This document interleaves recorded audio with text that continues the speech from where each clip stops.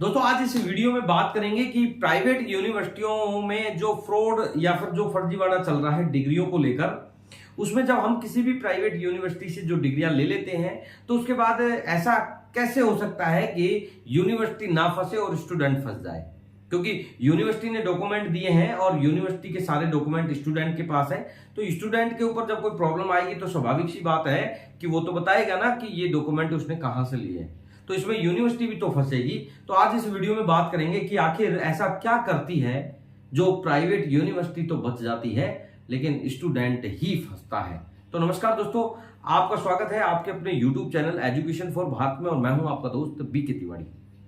दोस्तों अगर आप हमारे से कोई भी पर्सनल क्वेरी या फिर ऐसे क्वेश्चन हैं जो आप सार्वजनिक तौर पर नहीं पूछना चाहते और पर्सनली हमसे बातचीत करना चाहते हैं तो आप हमें इंस्टाग्राम पर या फिर फेसबुक पेज पर भी हमें फॉलो कर सकते हैं। डिस्क्रिप्शन में लिंक दिया हुआ है जहां पर आप फॉलो करके हमारे से उस क्वेश्चन का जो भी आंसर है हम आपको पूर्ण रूप से आपकी मदद करेंगे, देंगे, तो आप वहां पर क्वेरी कर सकते हैं।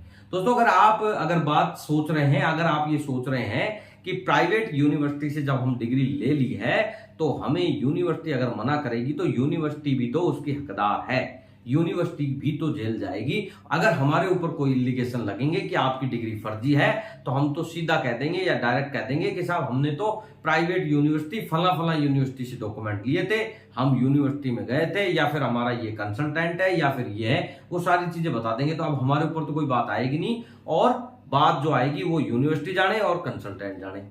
तो बेसिकली आप गलत सोच रहे हैं। यूनिवर्सिटी अपने आप को बचाने के लिए आपको कभी भी कोई एविडेंस नहीं देती है, ऐसा हमने कई वीडियो में भी बताया है। और आज हम एक आपको प्रैक्टिकली एग्जाम के साथ बताने वाले हैं कि किस तरीके से आपको जो ये फ्रॉड की खबरें जब बाजार में आ जाती है या फिर मार्केट में या न्यूज़पेपरों में बिल्कुल अच्छे से प्रकाशित हो जाता है कि फला यूनिवर्सिटी में फ्रॉड रियली में पकड़ा गया, बिल्कुल करंट स्थिति में पकड़ा गया है, मौके पे पकड़ा गया है, उसके बाद भी उस यूनिवर्सिटी की बाकी की सारी बातें हैं या फिर जो जांच है वो बिल्कुल दबा दी जाती है। ऐसा हाल ही में एक यूनिवर्सिटी जिसका नाम है राधा कृष्णन सर्वपल्ली यूनिवर्सिटी भोपाल, यानी कि सागर की एक यूनिवर्सिटी है, वहां की खबरें आपने देखी होगी। अगर आपने नहीं देखी है तो गूगल पर जाकर आप चेक कर सकते हैं। गूगल पर आरकेडीएफ जो ग्रुप है उनकी एक यूनिवर्सिटी के assistant professor doctor Ketan Kumar को वहां पर यानी कि हैदराबाद की एसआईटी की एक पुलिस टीम ने वहां पर गिरफ्तार किया गया था। और गिरफ्तार करते वक्त मौजूद ये 3-4 लोग थे, लगभग 10 लोगों को वहां पर गिरफ्तार किया गया है अभी तक। तो उन लोगों से ये बिल्कुल कंफर्म पुष्टि हुई है कि वहां पर ये लोग फर्जी डिग्रियों का एक कारोबार कर रहे थे। और यहां तक कि जो असिस्टेंट प्रोफेसर केतन कुमार है उन्होंने ये तक भी क्लियर कर दिया पुलिस को अपनी पूछताछ के टाइम कि वो यूनिवर्सिटी के जो आका हैं उनके दिशा निर्देश पर ये सब कुछ चल रहा है। वो क्या करें जब यूनिवर्सिटी के बड़े अधिकारी उन्हें इस काम को करने के लिए बोल रहे हैं। तो यानी कि यूनिवर्सिटी की इसमें मिली भगत आप लोगों को बिल्कुल कंफर्म है, क्लियर है। लेकिन इतनी खबर आने के बाद, इतने मार्केट में सोशल मीडिया में इसका एक एडवर्टाइजमेंट होने के बाद कि ये इस यूनिवर्सिटी इस तरीके के काम करती है या इस तरीके के डॉक्यूमेंट मिल रहे हैं जो कि उनके असिस्टेंट प्रोफेसर ने जरिए पूछताछ में बताया और वो मीडिया के जरिए प्रकाशन हुआ और वो सारी चीजें हमने मीडिया के माध्यम से देखी और आप लोगों के बीच में आज शेयर करने की सोची कि ऐसा हो रहा है, फिर भी यूनिवर्सिटी में अब चल क्या रहा है, ये चीजें बाद में कैसे दबा दी जाती है, आखिर ये क्यों।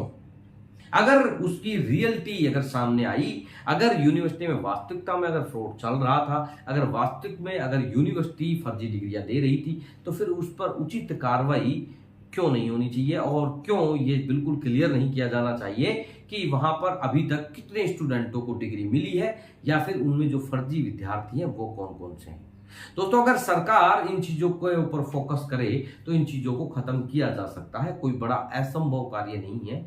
जितने भी विद्यार्थी हैं उनकी जो यूनिवर्सिटी की वेबसाइट होती है उसके पोर्टल पर उन सभी स्टूडेंट्स के नाम और उनके एनरोलमेंट नंबर अगर लिख दिए जाए यानी कि प्रकाशन कर दिया जाए तो आप वहां पर जाकर उन डॉक्यूमेंट्स को देख सकते हैं। और अगर वो डॉक्यूमेंट्स हैं तो यानी कि आपका रिकॉर्ड ऑथेंटिक है, कोई भी प्रकार की प्रॉब्लम नहीं आएगी।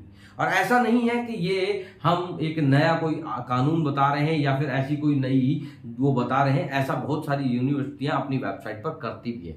अगर आप इसका एक एग्जांपल देखना चाहते हैं तो आप राजस्थान की एक वर्धमान ओपन यूनिवर्सिटी है VMOU, जो कि कोटा में स्थित है और डिस्टेंस की यूनिवर्सिटी, आप उसकी वेबसाइट पर जाकर देख सकते हैं, वहां पर सभी स्टूडेंट का डाटा वहां पर दिखाई देता है। अब अगर बात करें, ये रही गवर्नमेंट यूनिवर्सिटी की बात। अगर प्राइवेट की बात करें तो राजस्थान की एक यूनिवर्सिटी है माधव यूनिवर्सिटी, जो कि सिरोही में स्थित है। उसकी वेबसाइट पर भी 2-3 साल का डाटा उन्होंने वहां पर शो किया था, यानी कि अपनी वेबसाइट पर डाला था। लेकिन उसके बाद में हो सकता है उनके मन में भी कुछ ऐसी बदयांती आ गई हो या फिर ऐसा कुछ आ गया हो, क्योंकि आरोप तो उस यूनिवर्सिटी पे भी कई बार लग चुके हैं, तो उन्होंने आगे का डाटा वहां पर नहीं डाला है। तो यानी कि अगर जिन स्टूडेंटों के रिकॉर्ड को या फिर जिन स्टूडेंटों का रिकॉर्ड सार्वजनिक अगर कर दिया जाए तो स्टूडेंट को कोई प्रॉब्लम की जरूरत या फिर प्रॉब्लम का फेस नहीं करना पड़ेगा।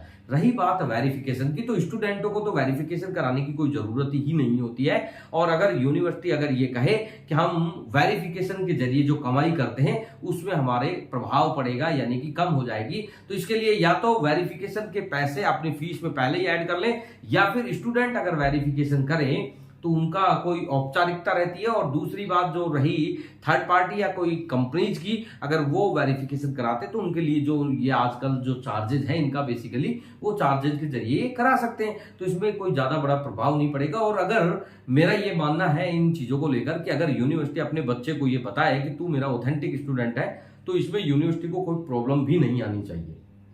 क्योंकि अगर कोई बच्चा है और वो अगर अपने बाप से पूछे कि मेरे पिता का क्या नाम है, तो बाप को कोई आश्चर्य नहीं होगा या बाप नाम बताने में बिल्कुल शर्मिंदगी महसूस नहीं करेगा। यानी कि जो 3-4 साल 5 साल यूनिवर्सिटी कैंपस में रहा है, यानी कि पढ़ा है, अब आपने उसको किस तरीके से डिग्री दी है, आपने उसको किस तरीके से डॉक्यूमेंट दिए, ये आपकी प्रॉब्लम है। अगर आप उसको सही और ऑथेंटिक स्टूडेंट मानते हैं तो आपको बताने में कोई हर्ष नहीं होना चाहिए। आप बिल्कुल उसे बता सकते हैं कि आप हमारे ऑथेंटिक स्टूडेंट हैं, चाहे वो आपके लिए RTI लगाएं या फिर आपके लिए और कोई तरीका लगाएं।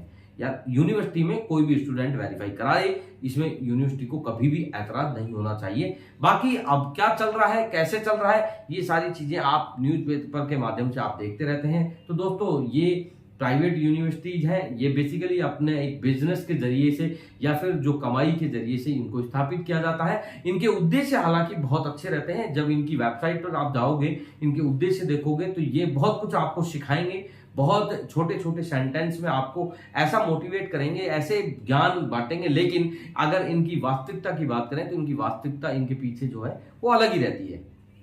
तो दोस्तों, हमारा जो मेन उद्देश्य है आपको यही है कि हम प्राइवेट यूनिवर्सिटियों में जो फर्जीवाड़ा जो चल रहा है उसको तो हम बंद नहीं करा सकते, क्योंकि ये बहुत पैसे वाले लोग होते हैं और इनसे टक्कर लेना भी बड़ा असंभव होता है। क्योंकि कैसे हम, क्योंकि हमारे पास स्टूडेंटों की जो कैरियर आती है उनको अगर हम कहीं किसी के पास रखें भी तो भी जो और डिपार्टमेंट है वो भी इन्हीं की तरह इनसे मिले जुले होते हैं, तो इसलिए कोई ज्यादा इनके ऊपर कार्रवाई नहीं हो सकती। अगर कार्रवाई होती तो ये हैदराबाद वाला जो मामला सामने आया था, जिसकी न्यूज सामने आई थी, इस पे कुछ ना कुछ होता, कुछ चीजें सामने आती, लेकिन अभी तक कुछ नहीं हुआ। इसमें 3-4 लोग गिरफ्तार हुए हैं और यूनिवर्सिटी पे ऐसी कोई जानकारी या यूनिवर्सिटी के बारे में ऐसी कोई जानकारी सामने नहीं आई है, बस वो वहीं तक ही सीमित रह गई।